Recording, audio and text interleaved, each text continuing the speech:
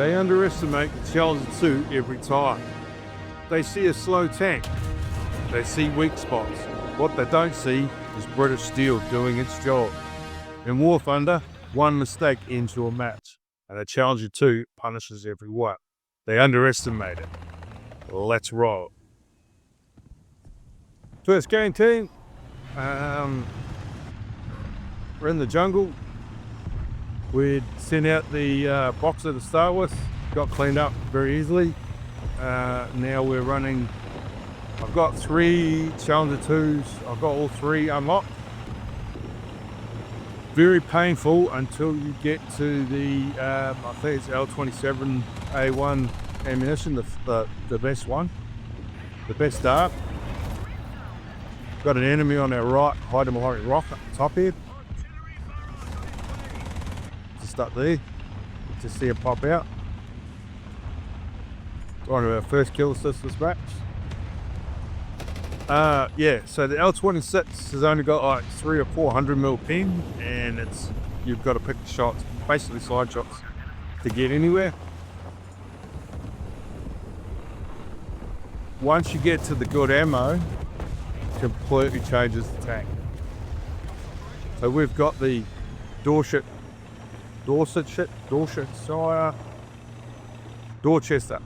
armor, impenetrable, and that's a game, so we're not going to go there. The reason why I like playing Challenger Series tanks is I've actually worked with them in real life, and they're shit hot. The Dorchester armor is impenetrable. T-80s can't penetrate it.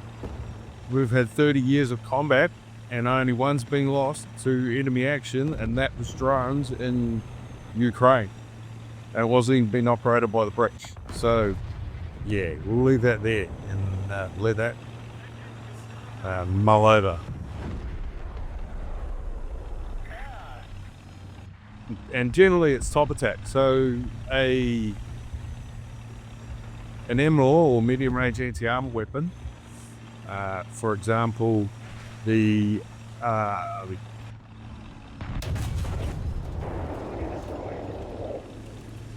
not the 84, but the American anti-armor weapon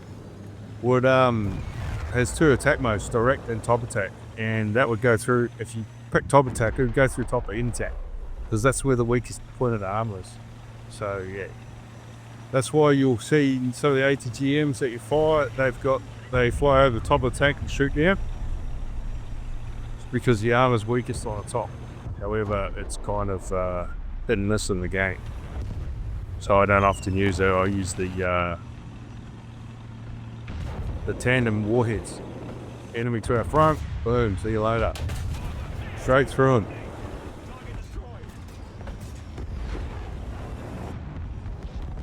I'm a fan. And the cages, they're actually vitally important. Enemy to our left, boom. They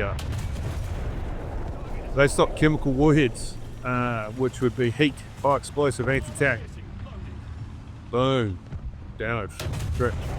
He should be dead because I'm hitting him in the autoloader. But anyway, back to the heat, the cages.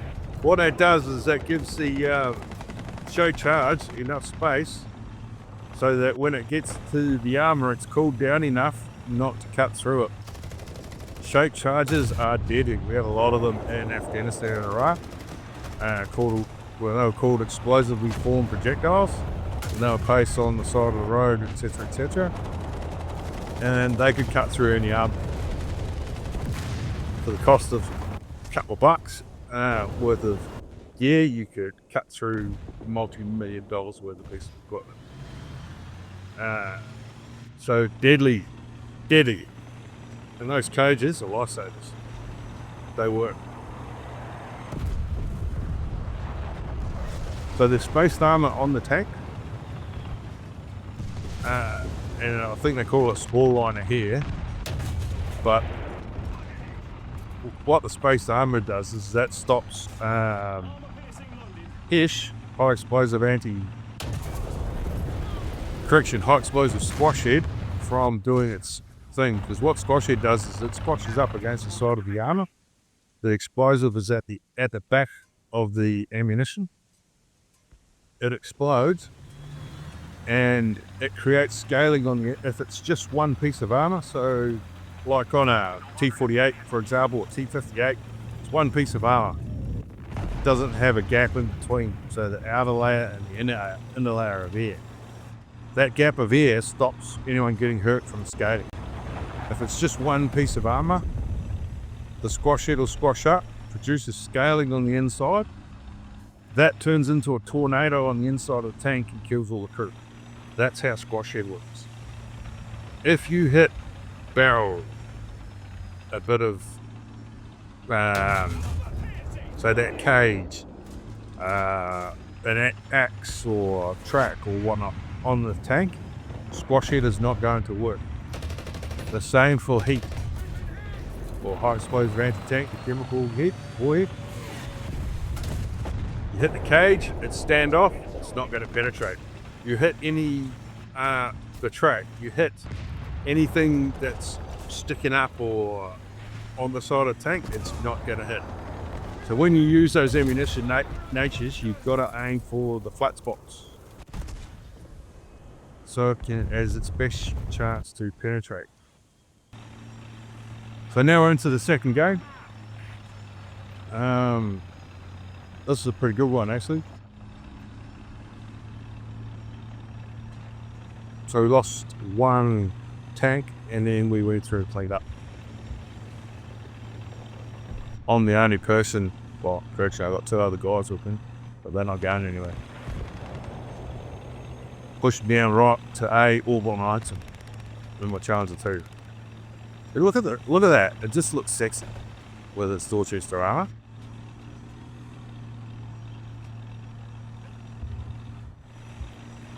If there was a tank, one dead enemy.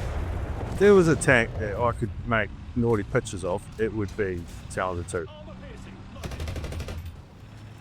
It's got skirting, keep dust down, it's got 44 gallon drums with extra fuel on the back.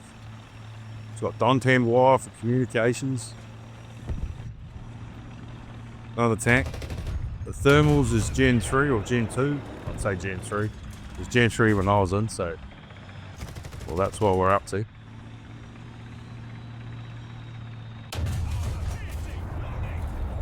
And see, the ceramic armor that was on the front of that tank is not going to stop those darts. Enemy BMP. Don't know if we killed. No, we did. We stopped them and then we killed them.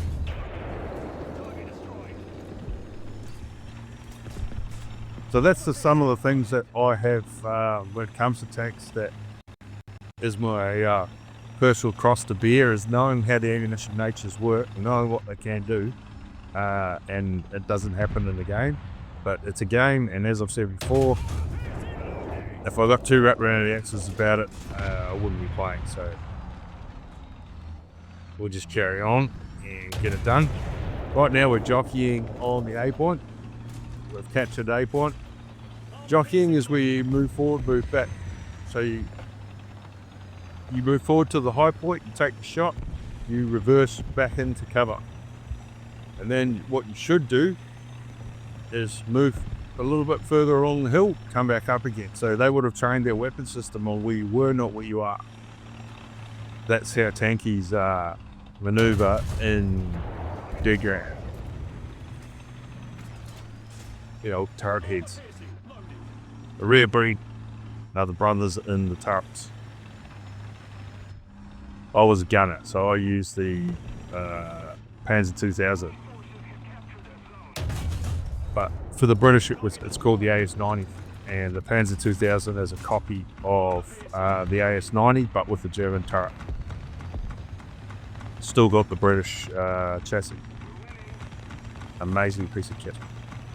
Anyway, back to Challenger 2, and an amazing piece of kit. So we're smoking everybody, and we've got our awesome thermals. Thermals make all the difference. So that's also a game changer. Once you've got good thermals, there's pretty much nowhere you can hide. And I've noticed now they've made a change so you can see through smoke. So smoke no longer hides you. Another enemy, T80. Have some of that. See, hit his autoloader. That's full of ammo. His turret should have shot 800 feet in the air. Professional 5 kills. You like that, team? You like that? Remember, like and subscribe. Help us grow the channel. You're looking for an anti-aircraft piece at the moment.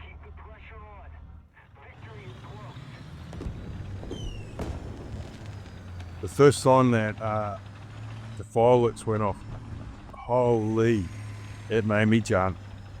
Was not expecting it, nearly dived out of my chair. Just as a side note, it's pretty funny. Couldn't work out where the fireworks is coming from. So the immediate front, I believe there's you see the radar sticking up over the, well, maybe we're killing another bad guy. Who knows? What's the game shouts at?